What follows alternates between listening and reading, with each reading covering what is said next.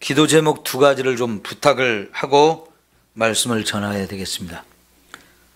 강대상에 아크릴로 만든 받침을 하나 더 올려놨는데요. 작년에 백내장 수술을 했지만 점점 시력이 좀 떨어지는 것 같아요. 자꾸 성경을 읽을 때 틀리고, 글씨 제일 큰 성경을 샀어도 좀 멀어지면 잘 안 보이고 그런 게 있어서요. 여러분, 제 눈이 좋아지도록, 더 밝아지도록 기도해 주셨으면 좋겠고, 성대에 자꾸 가래가 끼는데 잘 안 풀리네요. 가래가 끼면 목소리가 제대로 안 나와요. 그래서 음도 안 맞고 소리도 잘 안 나오고 그럴 때가 많은데, 여러분이 기도를 좀 해주시면 좋겠습니다. 목회자는 목을 항상 써야 되지요. 눈도 항상 써야 되고, 책을 봐야 되고, 또 이렇게 설교나 찬양을 해야 되고, 기도를 해야 되는 이런 상황에 눈이 밝아야 되고 목소리가 좋아야 되는데, 이 두 개에서 지금 제가 많이 좀 힘들어요. 제가 목에 관해서는 3번 정도 위기가 있었던 것 같아요. 결혼하고 얼마 안 됐을 때는 저희가 사역하던 교회가 오래된 아파트 지하에 있는 교회였어요. 완전 지하입니다. 반지하도 아니고 완전 지하에 있다 보니까 공기 소통이 좀 잘 안 되는 곳인데, 그곳이 오래된 아파트 지하에 있다 보니까요, 곰팡이가 엄청 많은 곳이에요. 특히 여름에는 습기가, 에어컨이 없으면 습기를 잡을 수가 없습니다. 에어컨 안 틀어놓으면 바닥이 결로 현상이 심해가지고요, 오래된 나무 의자가 물에 젖을 정도로 습기가 심한 곳이었고, 거기서 또 꽃꽂이 하는 집사님이 장미를 꽂으면 600송이, 백합을 꽂으면 200송이, 이 앞에다 막 꽃밭을 만들어 놓으면요, 특히 백합을 꽂아 놓으면 너무 심해가지고 눈도 뜨기 어렵고 숨쉬기가 어려운데, 거기에서 비염하고 이 편도섬이 생겼어요. 제가 목이 굉장히 튼튼한 목이었는데요, 아무리 부흥회를 찬양 인도를 그때는 4박 5일씩 하고 그랬잖아요. 3박 4일 4박 5일 하고 그럴 때 처음부터 끝까지 제가 다 인도하고 통성기도 다 인도하고 그래도 목이 좀 쉬었다가 금방 또 풀리고 그랬던 목인데요, 그때 한번 이 편도선이 생기면서 목소리가 완전히 변질되고 찬송 한 그룹만 불러도 벌써 음색이 바뀌어져서 음이 잘 안 맞고 위기가 있었어요. 그래도 하나님 고쳐달라고 기도로 매달려가지고 싹 치료해 주셨거든요. 이게 첫 번째 위기를 기도로 해결받았어요. 두 번째도 또 이 비염과 성대가 좀 약한 부분이 또 찾아와가지고 그때도 거의 기도로 나았는데요, 요새는 비염이, 코는 안 막혀서 좋은데 콧물이 조금씩 자꾸 흐르거든요. 그거는 큰 문제는 아닌데, 가래가 자꾸 끼는데 이 가래가 착 달라붙어가지고 잘 안 빠지는 가래 있죠. 목에 그냥 착 달라붙어가지고 쉽게 잘 안 빠져요. 새벽 같은 데는 요 가래를 제거하는 게 참 힘든데, 그래서 예배 시간마다 꼭 신경 쓰이는 부분인데요, 여러분이 두 가지, 목의 성대와 가래 끼는 거, 그 다음에 비염 잘 치유받을 수 있도록, 그리고 눈이 밝아질 수 있도록 꼭 기도를 해 주시기를 바랍니다. 여러분이 기도해 주셔야 빨리 나을 수 있다고 믿기 때문에 그래요. 그래서 좀 빨리 치료가 됐으면 좋겠습니다. 자, 오늘 말씀이 이제 12장인데요. 11장까지는 우리가 어떻게 구원받는가 하는 문제, 교리적인 부분을 쭉 설명을 했어요. 바울의 편지는 두 부분으로 언제나 나누어지거든요. 첫 번의 앞부분은 교리에 관한 부분을 말씀을 하고 그 뒷부분에는 그 교리에 맞추어서 또 우리의 삶에 실천할 부분들을 설명하는 게 이게 둘로 나누어지거든요. 이 로마서도 그 특징이 가장 두드러지게 지금 나타나는데요. 11장까지는 우리가 어떻게 구원받는가 부분을 설명을 했어요. 그건 교리적인 겁니다. 우린 죄인이기 때문에 누구든지 다 죽을 수밖에 없는 인생이었습니다. 그런데 이 죄인들을 구원하고 싶은 하나님의 열정이 그 하나님 아들 예수를 십자가에 죽게 보내시고 저와 여러분 그분을 믿기만 하면 구원해 주신다고 너무너무 큰 은혜와 사랑을 우리에게 베풀어 주셔서 우리가 구원받은 거지요.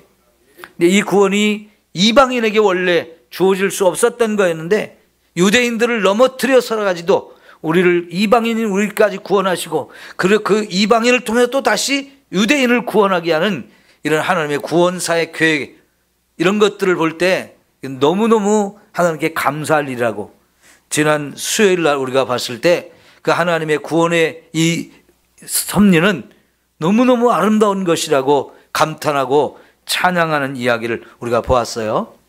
그러고 나서 이제 12장부터 구원받은 우리가 어떻게 살아야 되느냐, 이 실천에 관한 부분을 설명하고 있는데 이것 좀 우리가 잘 좀 배워야 되겠어요. 왜냐하면 지금 한국교회 그리고 전 세계 교회의 위기 상황입니다. 교회의 위기 상황.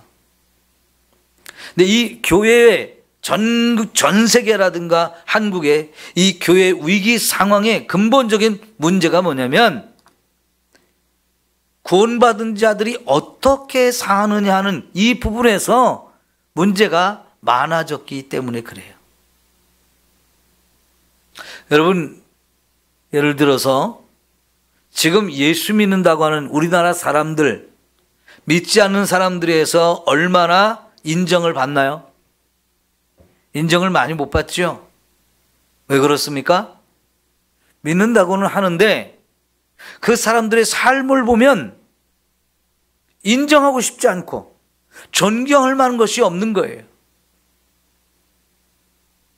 믿지 않는 사람보다 더 못한 삶을 보여주는 부분들이 사실은 꽤 많잖아요. 그래서 믿지 않는 사람들에 의해서 우리가 욕을 먹고 조롱을 당하고 무시를 당하는 일들이 지금 계속되고 있잖아요. 뭐 때문입니까? 구원받았다고 하는데, 하나님의 자녀라고 하는데 삶이 뒷받침되지 않기 때문에 그래요.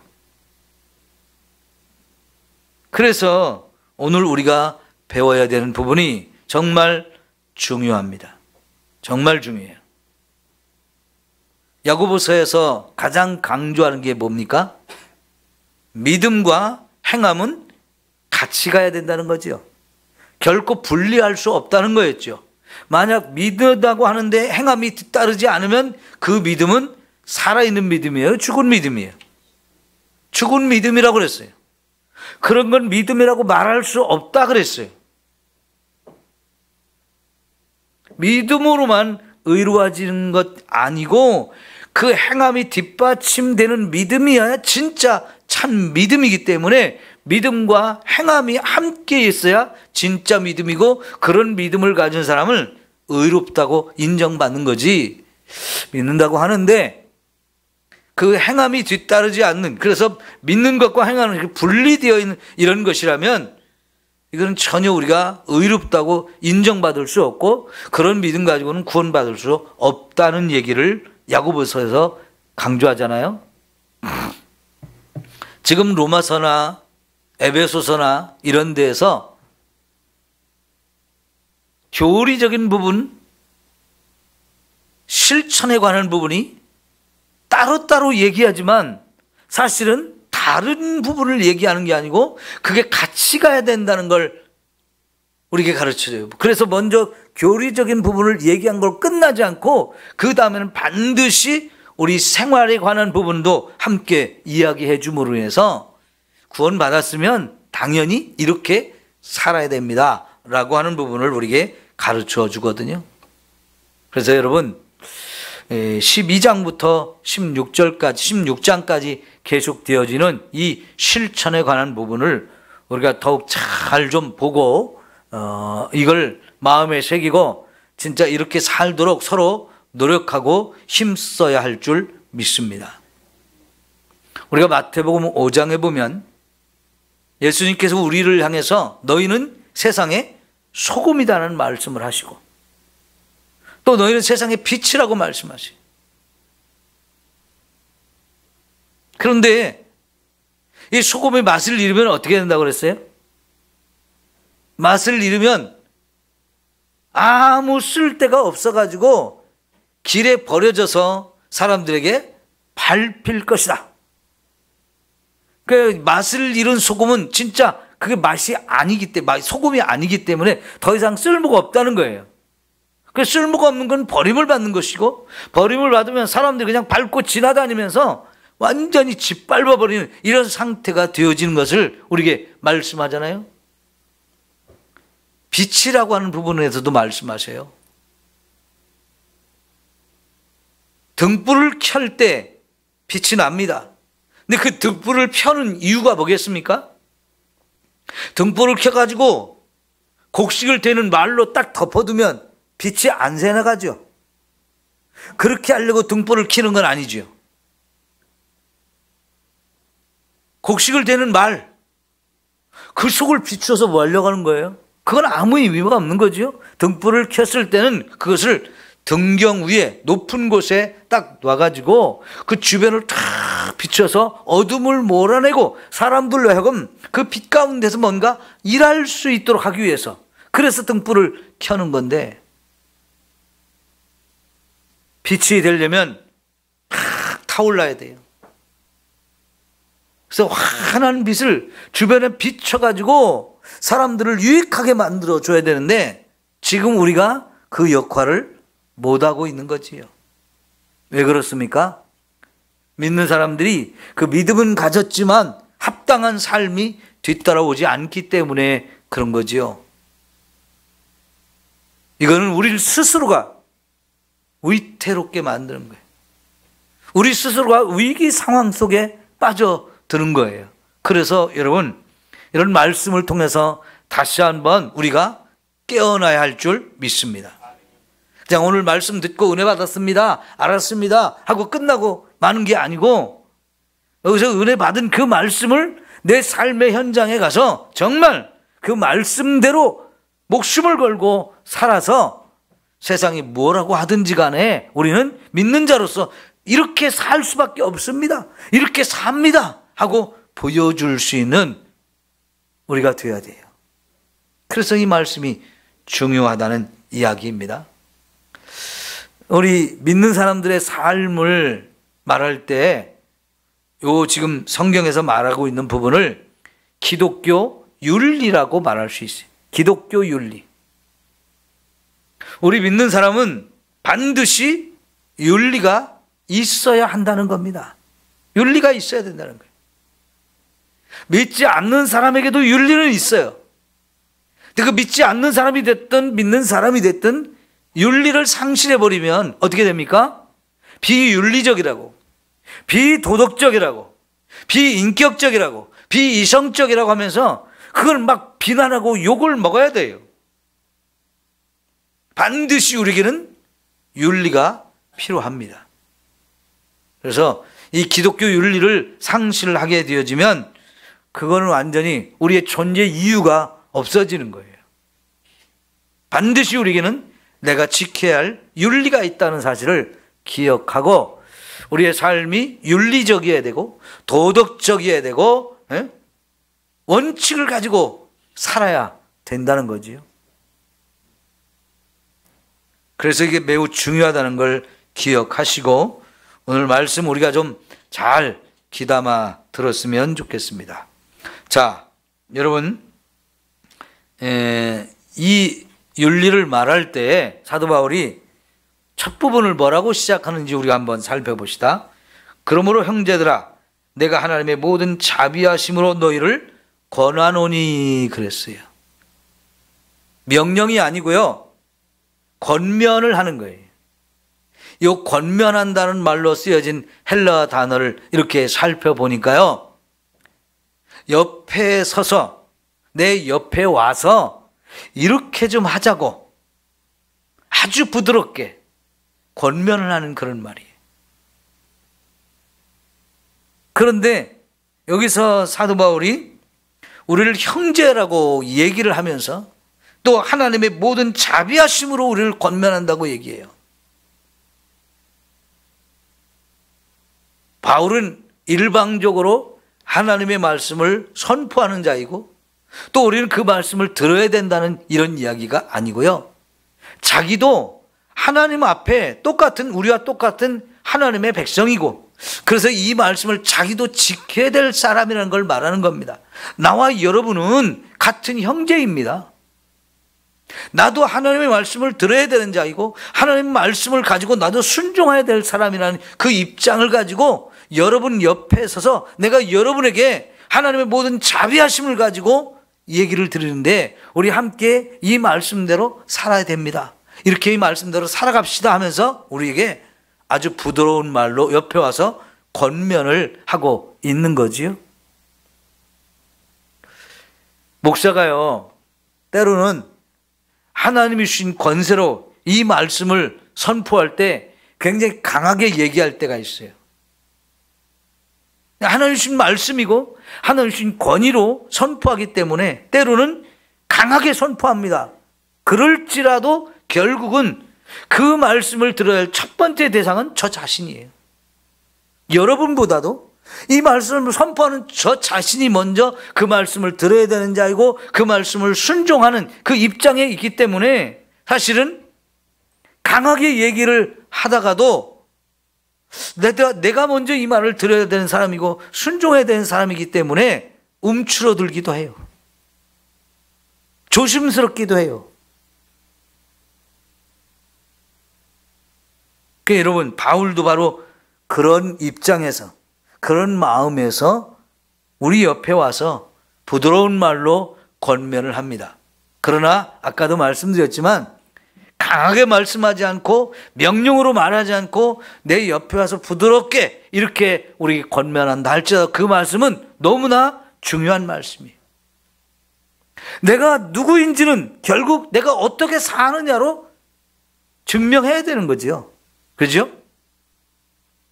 내가 하나님의 자녀라고 하는 것은 그 하나님 자녀답게 살 때 진짜 세상이 저 사람 진짜 하나님 믿는 사람이야 이렇게 인정해 줄 수 있는 거지, 말로는 하나님 믿는다고 하는데 생활이 뒷받침되지 않으면 세상은 우리를 비웃고요, 조롱하고 무시해버립니다. 그렇게 살아는 안 되는데, 그렇게 살면 안 되는데 지금 전 세계 교회가 그 위기 속에 빠졌어요. 여러분, 유럽의 교회가 정말 부흥을 많이 했고 오랫동안 유럽이 하나님 말씀 붙들고 살았었어요. 그런데 지금은 유럽이 하나님도 버렸고요, 하나님 말씀대로 사는 거는 더더욱 우스운 거라고 생각하면서 그걸 다 버렸어요. 근데 이제 우리나라는 기독교가 들어와서 이제 120년, 140년 이렇게 되어 가는데 이 짧은 기간에 큰 부흥도 이뤘지만 짧은 기간에 막 갑자기 또 쇠퇴하기 시작해요. 왜 쇠퇴하는 걸까요? 우리가 믿음에 뒷받침되는 삶이 완전히 무너졌기 때문에 그래요. 이건 너무너무 우리를 위태롭게 하는 거고요, 우리 스스로가 우리의 믿음을 자꾸만 포기하는 것이 되어지는 거란 말이죠. 교회를 다니는 사람들조차도 교회 안에서 또 다른 사람한테 실망을 해가지고 나 교회 안 갈 거야, 교회 다녀봐야 별거 없어, 이렇게 되어지는 상황이 지금 많이 벌어지고 있잖아요. 교회를 다니는 사람들 스스로가 다른 교회를 다니는 사람들에게서 선한 모습을 보지 못하는 거예요. 믿지 않는 사람보다 못한 부분들을 보는 거예요. 그거는요, 우리가 믿음만큼 우리의 삶이 뒷받침되지 않기 때문에 그런 겁니다. 그래서 오늘 이 말씀을 정말 새로운 마음으로 듣고 정말 우리가 부끄러운 모습을 회개하면서 다시 우리의 삶을 회복해야 할 줄 믿습니다. 자, 이제 첫 번째 우리에게 권하는 게 뭐냐면 너희 몸을 하나님이 기뻐하시는 거룩한 산 제물로 드리라. 이는 너희가 드릴 영적 예배니라 그랬습니다. 자, 한마디로 뭘 드리라는 거예요?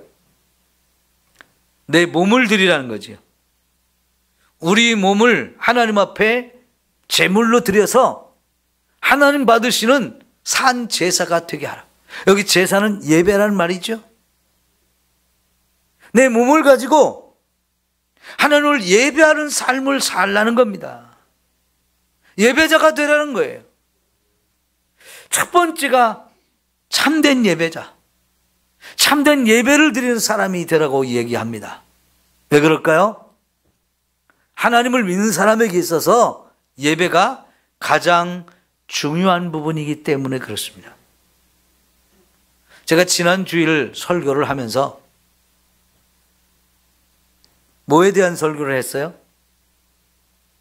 벌써 잊어버리셨나요? 생각해 보세요. 뭔 설교를 했죠? 11조에 관한 설교를 했죠. 그러면서 여러분, 해마다 새해를 시작할 때 목사님들이나 또 생각하는 성도들, 내가 올해는 좀 더 열심히 해야지, 좀 더 잘해야지 할 때 뭘 제일 먼저 생각한다고 그랬어요? 언제는 주일 성수, 언제는 11조. 이 부분을 가장 많이 강조하고 이 부분을 가장 중요하게 생각한다고 얘기했죠. 예, 신앙생활 할 때 정말 중요한 부분이 예배를 잘 드리는 거예요. 예배의 중요성을 강조합니다. 얼마만큼 그 사람이 하나님을 잘 믿느냐를 볼 때 그 사람이 예배를 얼마나 중요하게 여기고 그 예배에 얼마나 열심을 내고 있고 얼마나 예배하는 일에 최선을 다하는지 그 부분을 봐야 된다고 그랬어요. 우리가 신명기, 하나님이 이스라엘 백성 가나안 땅에 들어가면 정말 하나님의 말씀 주신 법을 잘 지키며 살아야 된다는 걸 강조하는 것이 이제 신명기인데요.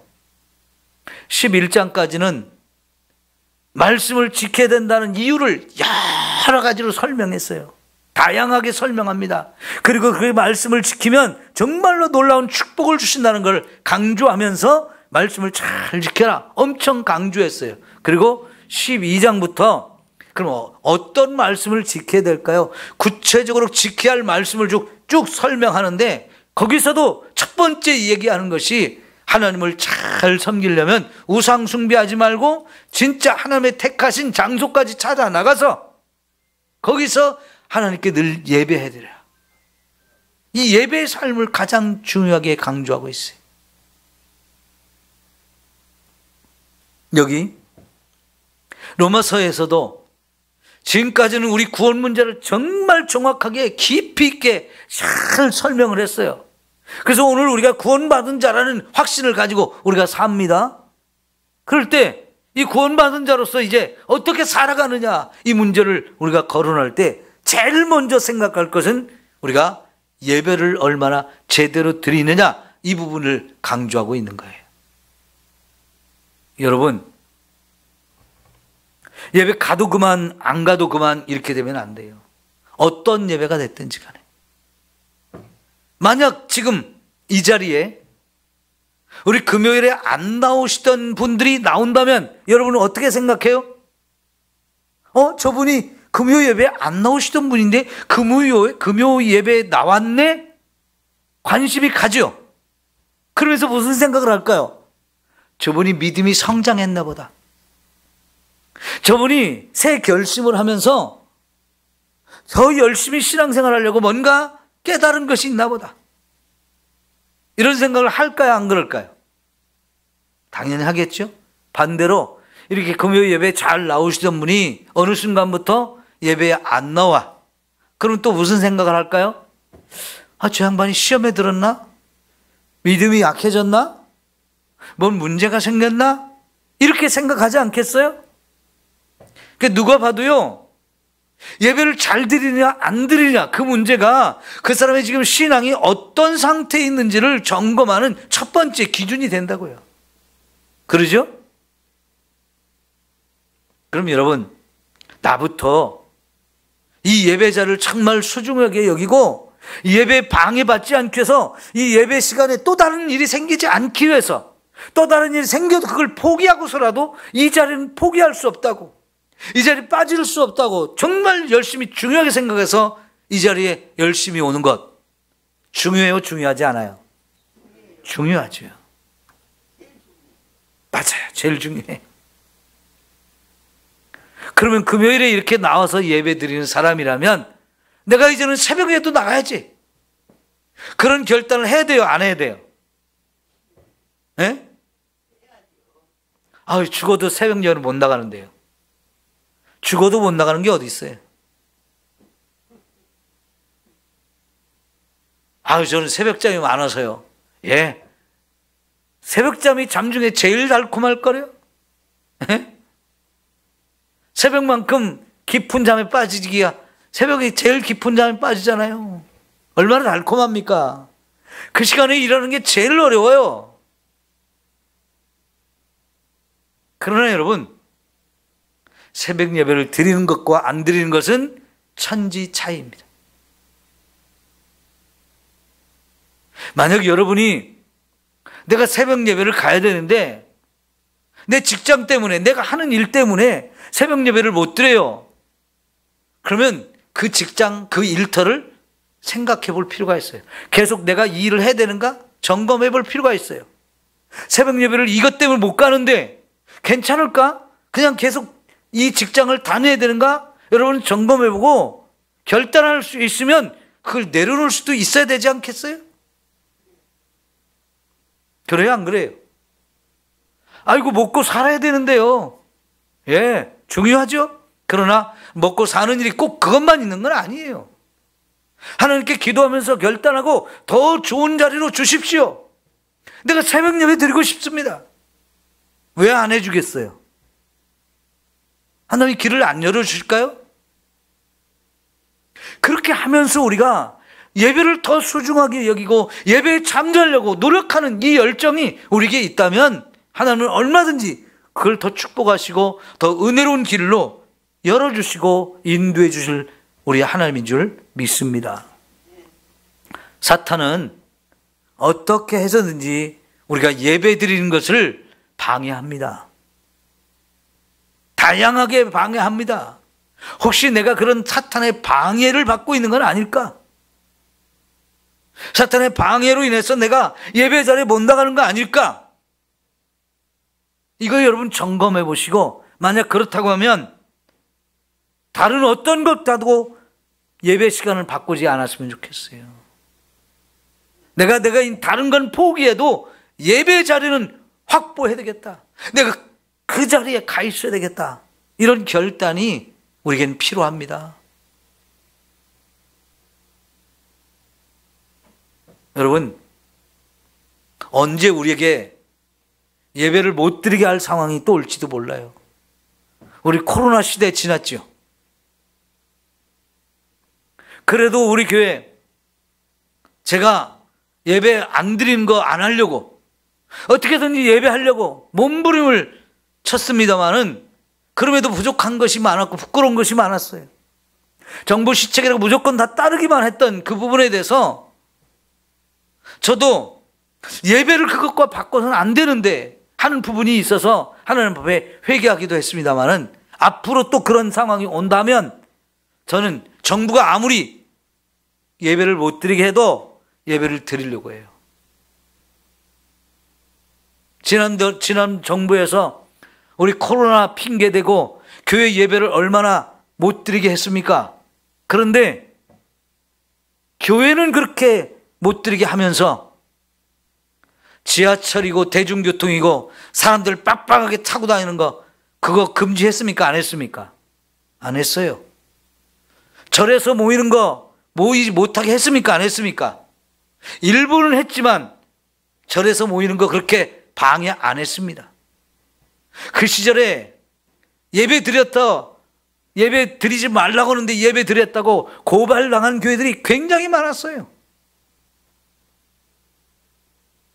그리고는 법원에서는요, 예배 드리지 말라고 하는데 예배 드렸다고 교회가 잘못했다고 벌금을 물린 교회들도 많았어요. 그게 합법적이라는데 그런 시책을 우리가 그냥 순순히 따라야 될까? 앞으로 그런 상황이 온다면 저는 그걸 거부할 겁니다. 혹시 여러분이 정부 시책이니까 저는 예배 안 가겠습니다. 그럼 그 사람 믿음이고요. 저는 목사로서, 여러분 성도로서 바르게 가르치고 하나님 우리가 바르게 서기 위해서는 나는 그런 상황이 와도 이제는 정부 시책으로 예배를 드리지 말라고 해도 난 그 시책을 거부할 거예요. 예배 드리는 일을 포기하지 않을 거예요. 그만큼 예배가 중요하다는 얘기입니다. 최우선인 거예요. 여러분 12장과 13장에 이어서 6가지 주제를 쭉 설명합니다. 그 첫 번째가 예배를 잘 드리라는 거예요. 두 번째가 교회가 이 세상에서 어떻게 존재해야 되는지 교회에 대해서 얘기하고요. 세 번째가 사회 속에서 우리 교회 성도들은 어떻게 살아야 되는지를, 그리고 네 번째가 우리 교회 다니는 사람들이 국가를 어떻게 생각해야 되는지를, 그리고 다섯 번째가 이웃과의 관계는 어떻게 해야 되는지, 그리고 여섯 번째가 종말의 시대가 되었을 때 어떻게 신앙생활을 해야 되는지, 이 6가지를 설명하고 있거든요. 다 중요한 주제입니다. 깊이 우리가 생각해야 될 내용들입니다. 그런데 그 모든 것이 우리의 삶에 적용되기 위해서 첫 번째로 하나님 앞에 예배하는 자가 되어야만 그게 참 믿음을 가진 사람이고 그 사람이 나머지를 생각할 수 있는 거지. 이 예배 문제가 깨어지고 나면 여러분 나머지는 생각할 필요도 없는 거예요.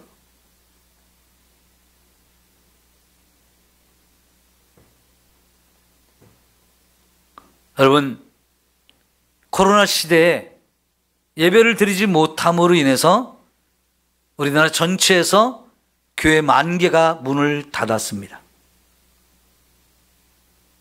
지금 교회마다 지금 여러분 연말정산 카드를, 연말정산 서류를 신청하고 또 교회에서 발급을 해드리잖아요. 그렇게 할 수 있는 것은 교회에 이런 모든 그 자료들을 국세청에 신고를 합니다.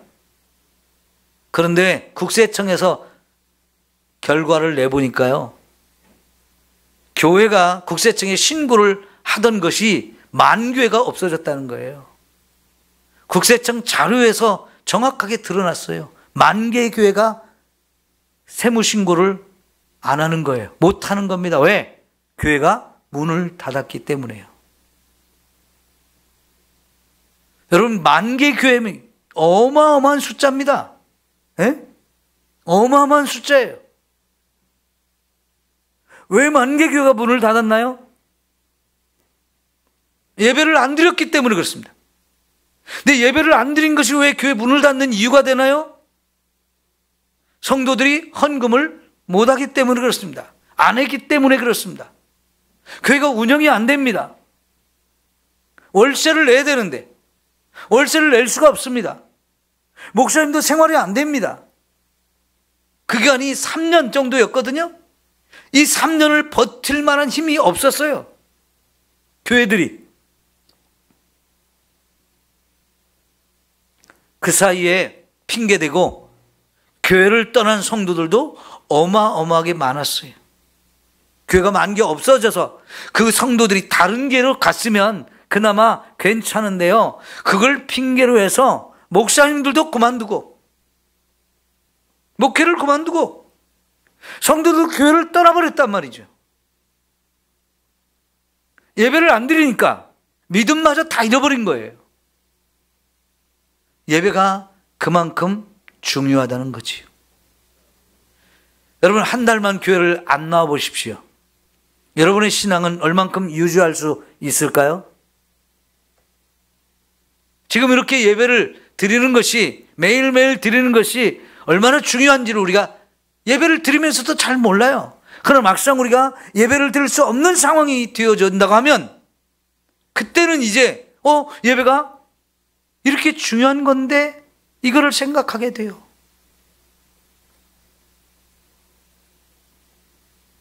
예배를 드리지 않았기 때문에 만개교회가 없어졌고 거기에서 생활하던 목사님들 목회를 그만두고 거기서 함께 신앙생활하던 성도들이 교회를 완전히 떠나버렸어요.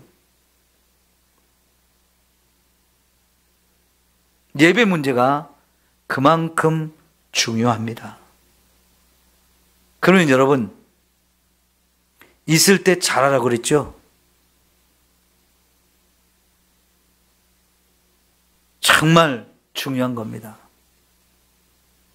내가 예배를 드릴 수 있을 때 진짜 열심히 예배 드려야 되고 그 예배 속에서 우리가 은혜 받는 시간이 되도록 해야 돼요. 은혜 받는 시간이 되도록.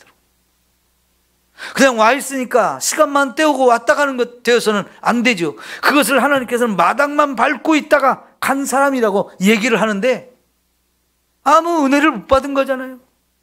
그런 예배에 의미가 없다는 거잖아요. 하나님이 찾으시는 예배자는 어떤 자예요? 영과 진리로 예배하는 자, 성령으로 충만해지는 자, 하나님의 말씀, 진리의 말씀으로 충만해지는 자, 그게 참된 예배자라는 거죠. 그렇게 예배드리는 사람을 하나님은 찾는다는 것이에요. 말씀을 사모하고 성령을 사모하고, 그래서 예배 속에서 하나님의 성령으로 우리가 충만해지고 말씀의 은혜가 충만해지는 이런 역사가 있는 살아있는 예배가 되어야 한다는 거잖아요. 예배를 드리는 것도 중요하고 은혜 받는 것도 중요합니다. 살아있는 예배가 되는 게 너무나 중요해요. 여러분, 구약시대는 제물을 죽여서 드릴 거예요. 그런데 지금 여기 로마서 12장 1절에는 산제사로 드리라고 하죠. 우리 몸을 산제사로 드리래요.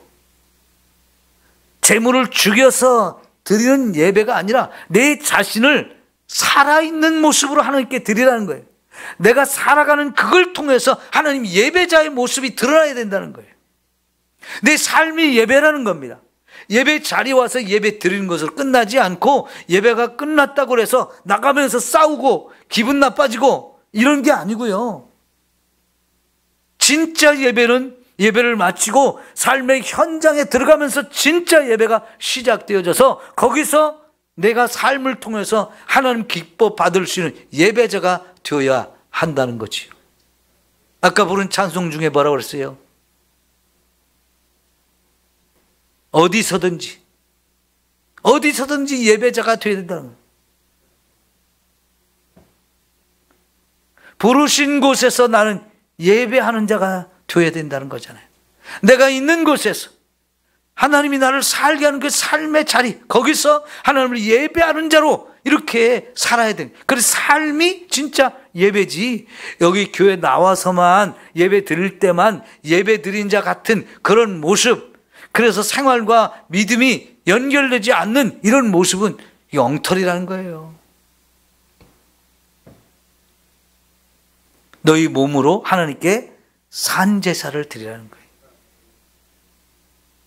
구약시대에는 내 대신 제물이 죽어서 하나님께 드려졌어요. 그런데 이제는 여기 뭐라고 합니까? 내 자신을, 내 몸을 하나님께 산제사로 드리라고 하는 것은요, 나의 몸, 육체만을 말하는 게 아니고 내 생명, 나 자신, 내 인격, 내 성품, 내 마음, 내 소유, 내 물질, 내 생명 전체, 내 인생 전체를 가지고 하나님께 언제나 살아있는 모습으로 내가 제물이 되라는 거예요. 이제 누가 나를 대신해서 죽어져 가지고 제사 드리는 게 아니에요. 내 자신이 하나님께 제물이 되고 내 자신의 삶이 하나님께 바쳐지는 제사의 제물이 되고, 그래서 그런 예배가 되어야 된다고 말씀하시는 거예요. 얼마나 예배가 중요합니까? 너무너무 중요하죠.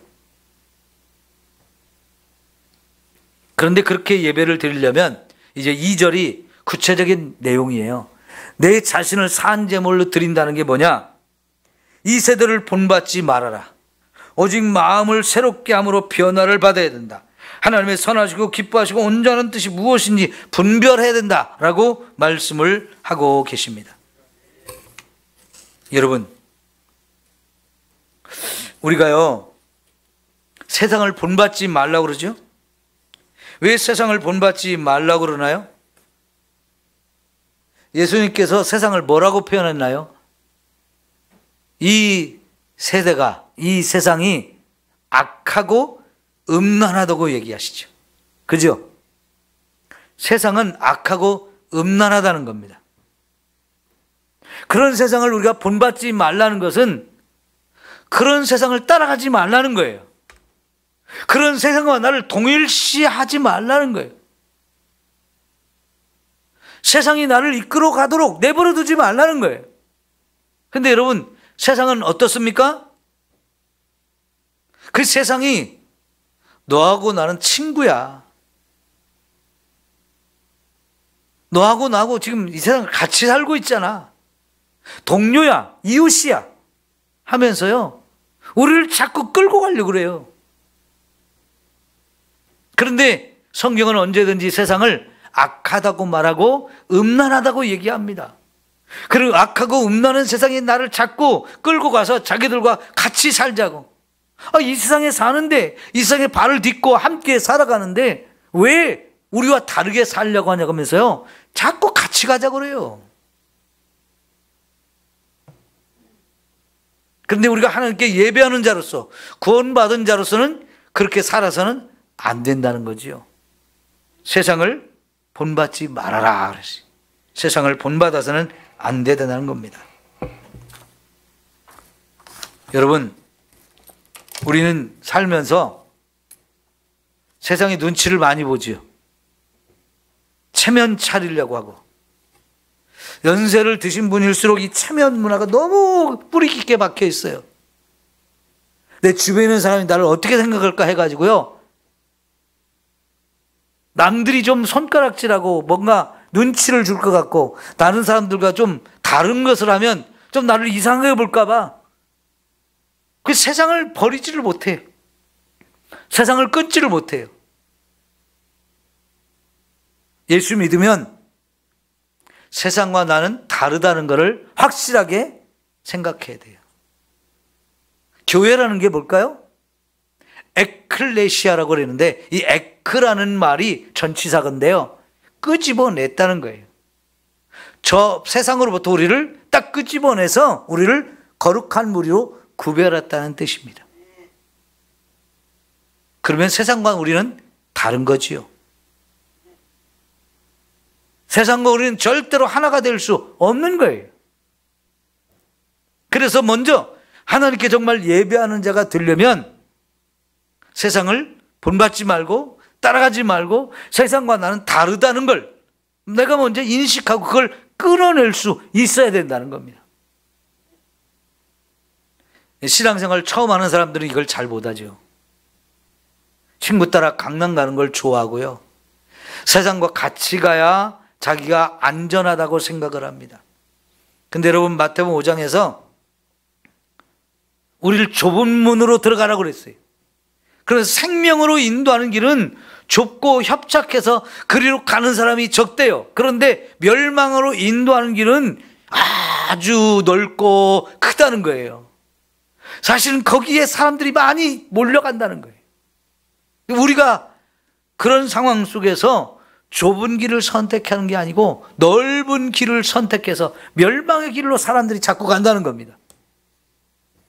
이거를 확실하게 끊어낼 수 있어야 하나님 앞에 참된 예배자로 살 수 있는 거지요. 우리가 분명히 세상에 살고는 있지만 우리의 시민권은 하늘에 있다 그랬어요. 내가 하나님의 자녀로 사는 거예요. 내가 예수를 믿는 순간부터 하나님은 너는 내 거야, 너는 내 자식이야 하면서 하나님의 자녀, 하나님의 아들, 딸로 우리를 딱 구별해 내셨어요. 이게 거듭난 거고요, 새로운 피조물이 된 거예요. 그래서 우리는 변화를 받아야 된다는 거죠. 하나님께서 우리를 변화시켜 놨어요. 죄인에서 의인으로, 지옥 갈 사람에서 천국 갈 사람으로 우리의 신분을 바꿔놨어요. 그걸 확신을 가지고 이제부터 나는 하나님 자녀답게 살아야지. 세상을 따라가면 안 돼. 이제 오직 성령이 인도하는 대로 가야 돼. 죄가 나를 이끌고 내 육체의 욕심이 나를 이끌고 또 원수 마귀가 나를 끌고 가려고 하지만 나는 이걸 확실하게 끊어버리고 나는 오직 성령이 인도하시는 대로 하나님의 자녀로서 살아야지. 죄를 끊어버리고 원수 마귀와 싸워서 물리치면서 이제 믿음으로만 살아야지. 이런 결단과 각오가 있어서 진짜 변화되어야 한다는 거지요. 그래야 진짜 하나님 백성의 삶이 우리에게 시작되어지는 거잖아요. 여러분, 우리 신앙생활에 적이 몇 가지가 있어요. 첫째는 세상입니다. 두 번째는 이 세상 거를 바라보는 나의 욕심이에요. 정욕이에요. 세 번째는 내 안에 있는 죄성이에요. 네 번째는 원수 마귀예요. 이런 것들이 확실히 우리의 적이거든요. 이 적을 알고 이걸 싸워서 물리칠 때 우리가 진짜 하나님 백성에서의 제대로 된 신앙생활을 하는 거고, 그럴 때 참된 예배자라고 말할 수 있는 거지요. 세상과 교회 양발을 디뎌놓고 이렇게 가지고는 신앙생활이 제대로 될 수 없어요. 정리할 걸 정리하고 끊을 걸 끊지 못하면 언제나 양다리를 걸치면서 이쪽에도 기웃 저쪽에도 기웃하는 제일 비겁하고 제일 어리석고 미련한 모습으로 살아가는 거죠. 차지도 않고 덥지도 않은 그런 모습인 거죠. 여러분, 우리는 분명히 달라져야 됩니다. 예수 믿는 자로서 변화를 받아야 된다는 거예요. 그러면서 우리가 해야 될 것은 뭐냐면 하나님의 선하시고 기뻐하시고 온전한 뜻이 무엇인지를 분별해야 된다 하는 거지요. 하나님의 뜻은 선하다는 겁니다. 하나님의 뜻은 온전하다는 거예요. 근데 세상은 악하고 음란하다고 그랬죠? 얼마나 차이가 나는 거예요. 그죠? 우리가 사는 이 세상은 악하고 음란하기 때문에 우리가 결코 취할 것도 없고 바라볼 것도 없고 따라갈 것도 없는데 하나님의 뜻은 너무나 선하시고 하나님의 뜻은 완전하셔요. 이렇게 아름답고 이렇게 좋은 것이 있는데 뭐 하려고 그 썩어 빠진 것, 사도 바울의 표현을 하면 배설물과 같은 걸 자꾸만 추구하고 그걸 붙들려고 합니까? 배설물과 같은 거 아무리 쌓아놔도 그건 내 것이 안 돼요. 여러분, 맛있는 거 배부르게 잘 먹어서 소화는 됐는데 배설이 안 된다. 심각한 문제죠. 배설할 걸 배설해야 속이 편안해지고 그래서 맛있는 걸 또 먹을 수 있어요. 근데 여러분, 배설이 안 돼서 내 속에 이 배설물이 가득 차면 이건 그때부터 죽는 겁니다. 그러죠? 배설물이 나가야 되는데 이게 배설물이 안 나가고 가스 차고 똥 차고 쓰레기 가득 찬 거예요. 아무리 맛있는 거 먹고 싶은데 이 좋은 것이 있는데 먹을 수가 없어요. 사도 바울처럼 이전 것은 지나갔으니 보라 새 것이 되었도다 하면서 우리가 변화되어야 돼. 그렇게 되려면 배설물은 버려야 돼요. 쓰레기는 버려야 돼요. 그리고 이 좋은 것, 하나님의 선하시고 기뻐하신 이 뜻을 자꾸 분별하고 그걸 따라가야 되는 거죠. 그래 진짜 하나님 앞에 내 자신을 산 제사로 드릴 수 있는 거예요. 이제부터요, 내가 예수 믿는 사람으로서 내 자신의 삶을 통해서 하나님께 예배하는 자가 되겠다. 이걸로 나도 하나님께 인정받고 세상에도 인정받아야겠다. 이런 마음을 가지고 진짜 예배자가 되시고 진짜 참 믿음의 사람이 되려고 우리 몸부림을 쳐야 합니다. 지금까지 우리의 부족함이 너무 많았어요. 생활에 뒷받침되지 못하는 부분이 많았어요.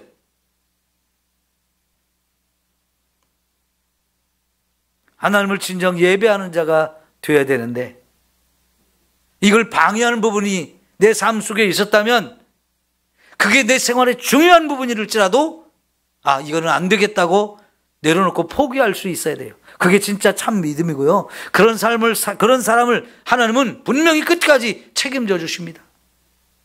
여러분, 사사시대는 하나님 앞에 예배를 드렸다는 얘기가 없어요. 사무엘이 드디어 사사가 되었을 때 이스라엘 백성 미스바로 모이라고 하면서 제대로 하나님 앞에 제사를 드렸어요. 온전한 예배를 드렸어요. 근데 그 예배하는 자리에 이스라엘 백성 전체가 미스바로 모였거든요. 근데 이 소식이 블레셋에 전해졌어요.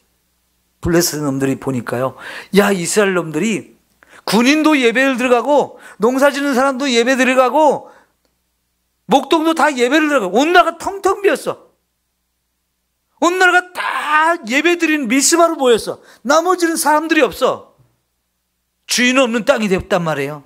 여러분, 이스라엘 호시탐탐 넘보고 있던 이 블레셋 사람들이 봤을 때는요, 이거보다 더 좋은 기회가 없어요. 저놈들 봐라. 군인들 때까지 군인의 그 지켜야 될 자리를 떠나가지고 예배를 드리러 갔네? 그런데 어떻게 됐어요? 블레셋이 쳐들어왔는데요, 하나님이 우박을 내리고 천둥번개를 치면서 그들을 두려워 떨어서 제 발로 도망가게 했어요. 예배 드리는 사람들은 예배 드리게 하시고 나라를 하나님이 지켜줬어요. 도둑놈들이 오고 강도가 오고 예배 드리기 위해서 집을 비워놓고 지금 자리를 비우고 다 예배 자리로 갔더니 도둑놈이 볼 때는 최고의 기회였는데 하나님이 꼼짝마, 넘보지 마, 너희들 안 돼 하면서 오히려 그놈들 다 내쫓았어요. 그만큼 예배가 중요한 거예요. 예배 드리면 하나님이 책임져 주시는 거예요. 예배 드리는 걸 하나님은 가장 아름답게 보시고 가장 잘한 것이라고 보시면서 절대로 적이 우리를 넘보지 못하게 하신다. 우리 어떤 것도 빼앗기지 않게 해주신다. 약속하신 거거든요. 그러니까 여러분, 예배 자리를 소중하게 여기셔야 돼요. 다른 거하고 바꾸지 마시고요. 그럴 때 하나님은 저와 여러분을 참 하나님의 백성으로 인정하시고 그런 사람을 통해서 하나님의 일을 하기 원하시는 거지요. 그런 사람을 통해서 하나님의 뜻을 이 땅에 펼쳐나갈 수 있는 거예요. 우리의 삶의 기준은 하나님의 뜻이에요. 그 선하시고 기뻐하시고 온전한 뜻을 붙들고 그 뜻을 따라 살아가는 거, 그게 우리의 참된 예배이고 그게 하나님을 믿는, 제대로 믿는 모습이고요. 그러면 세상도 놀라게 되지요. 우리가 세상을 본받는 자가 아니고 세상을 변화시키는 자가 되어야 되잖아요. 세상이 좋은 것을 우리에게 주는 것 같아가지고 세상에 있는 것이 너무 아름다워가지고 믿음을 버리고 그쪽으로 가면 결국은 망하는 길이지만, 이 하나님의 선하시고 기뻐하신 뜻을 가지고 세상을 변화시키려고 하면 세상은 우리를 통해서 저게 진리구나, 저게 생명이구나, 우리도 저렇게 살아야 되구나 하면서 우리를 따라오게 돼 있어요. 그게 진짜 하나님의 백성들의 삶의 모습인 거죠. 우리 그렇게 살기를 소망합니다. 기도합시다.